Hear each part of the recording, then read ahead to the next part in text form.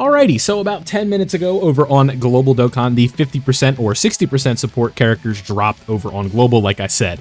Now, today, the purpose of today's video is to kind of answer the question of whether or not you should be summoning for these units. Now, one big context that we have to keep in mind is that the anniversary is coming up in about 3 months, right? A little bit under that at this point. And I know, I'm sure most of you are so tired of hearing about this goddamn anniversary, but I need you to understand that this is so important, right?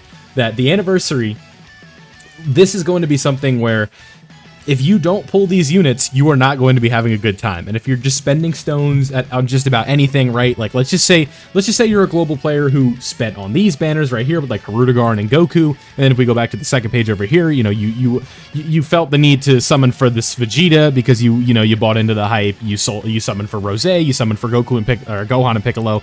You're probably not looking at a ton of stones for these 50% support characters. Now, with that being said, on Global, there is one banner I think that you should be targeting in specific, and if we really want to lock it in, it is going to be this banner right here on the STR one.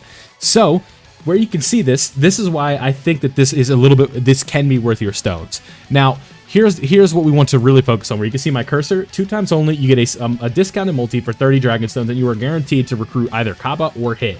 So, if you give this 30 stones, you are guaranteed to be getting an STR support character.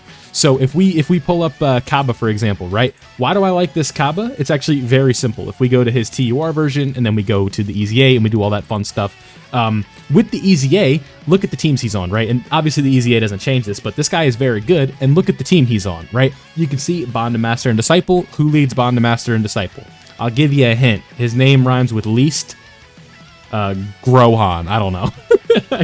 What rhyme? Yeah, let's re-say that, right? His name rhymes with least. So keep that in mind.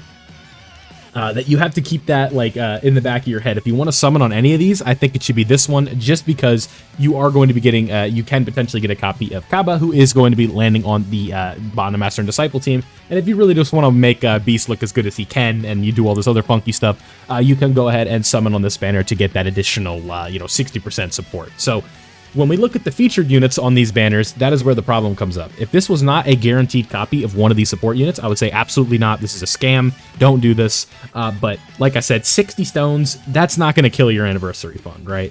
Especially if you've been saving for months and you're over 1,000 at this point. Like 60 stones here and there is not going to hurt you too bad. But looking at the featured unit, you suck, you suck, you suck, you suck, you suck. We're done. Moving on, right? If we go to this banner, let's go ahead and check this one out. Obviously, Pan is the GOAT. We all know how Pan is. I mean, a 60% support for AGL units, very good, with AGL UI Goku being as good as he is. Full Power Broly. I don't really think you can run this character with any Full Power Broly teams, aside from AGL, obviously.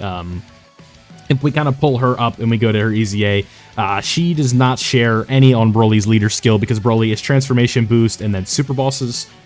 I feel like there's a third character. Is it Exploding Rage? I think it's Exploding Rage. And then obviously Pan is not on Exploding Rage. So keep that in mind, that she is not going to be a character that you're summoning for to use with Broly. You're summoning to use her with somebody like AGL Gohan. You're using her to AGL UI Goku, the Super Saiyan 4 Goku, all the good AGL units within the game. Any team that she fits on, she's going to work just fine. And then Hyper Metal Rildo, you would be summoning for this guy to run him on GT bosses, because this is going to be one of Omega Shenron's best friends. As you know, the 60% support for Extreme AGL is going to be extremely helpful for this guy, no pun intended. And then if we look at the featured units on this one, you suck, you suck, you suck, you suck, you suck. Let me be fair. Super Battle Road, you two are goated. You're good next to Path to Power Kid Goku, but you're not really running that team anymore. I was being a little aggressive, but these two, you definitely suck. I'm not worried about that. But this Gotenks also got an extremely early EZA. Like, he got an EZA, and he came out after this unit, right? Like, you came out Tanabata 2021. You came out during Golden Week 2021. So, very interesting call, but I would say all in all, unless you plan on using like AGL UI and stuff like that, and you're going to be running a situation where you have AGL units that are going to be carrying your team, which is not really the superhero team, I would say just skip this banner entirely. Don't summon on that one. There's really not much usage for it, right? Especially considering the episode as well. I forgot to mention, but with the STR characters also, if you want to summon for these two, it is really going to help you on Global, because you have STR Kefla, right? Who's obviously STR, like I said, and that is going to help out this Kaba and this hit greatly. So far, don't summon for Pan and Hyper Metal Rildo unless you like using GT bosses, or you like using like Goku's family or something like that, right? If you I would say if you're going to summon on any of these, I know I'm kind of talking in circles here, but Kaba, if you're going to summon at all, Kaba and hit, please. But Tech, I think this one's an easy skip. If we look at the banner units this time, I can safely say you no, you're good. Okay, Super Battle Robe with dodging. You very marginal utility, like extremely marginal. You suck. You're easy 8. These two are alright. You suck, right? And then whatever. Featured SR is cool. So this one, I don't think there's any reason to summon for it, especially with the Cell Saga team not really being all that great. I don't think this one is really worth any of your stones, and especially because you're not chasing Yajirobe here. And again, it's just, I don't even, like, if you just want to have this for collector's purposes, I'd say that, like, okay, fine. Like, go ahead and toss your 30 stones at it, but I still don't think it's worth very much whatsoever. So keep that in mind. I don't think you should be summoning on the Tech one. And then we'll move on to the Int one. Now, the Int one, I don't really like this one because it is going to be having the Int Namek Saga stuff, or just Namek Saga in general, which is obviously not a team right now with both of these guys. And it's just, I don't really see, like, if we pull you up, right, it's like, let's go to your TUR and look at your categories, right? Like, if we go here and look at it, we've got, like, Namek Saga, not a team. Pure Saiyans, yeah, you're making the cut on Pure Saiyans, pal. Dragon Ball Seekers, not a team. Gifted Warriors, not making the cut. And you're also not supporting Tech Vegeta. Inhuman Deeds, not a team. Vegeta's Family, not really a team. And then Planetary Destruction, not a team. So keep that in mind, that you're not really going to be getting much out of this. And then if we go to Gohan over here, we can take a look and, let's look, right? I guess if you want to get technical, like, no. Earthbred Fighters, like, that's your team, but he doesn't make the cut. Hybrid Saiyans doesn't make the cut. Goku Family doesn't make the cut. Exploding Rage, he might make the cut, but I don't think so. Keep in mind that this category also has more units that are not pictured here. Like, who's better than this Gohan? You're better than this Gohan. You're better than this Gohan. You're better than this Gohan. You're better. You're better. You're better. Yeah, like, he's just not making the cut even on Exploding Rage, right? So keep that in mind. I don't think this Int one is worth your stones.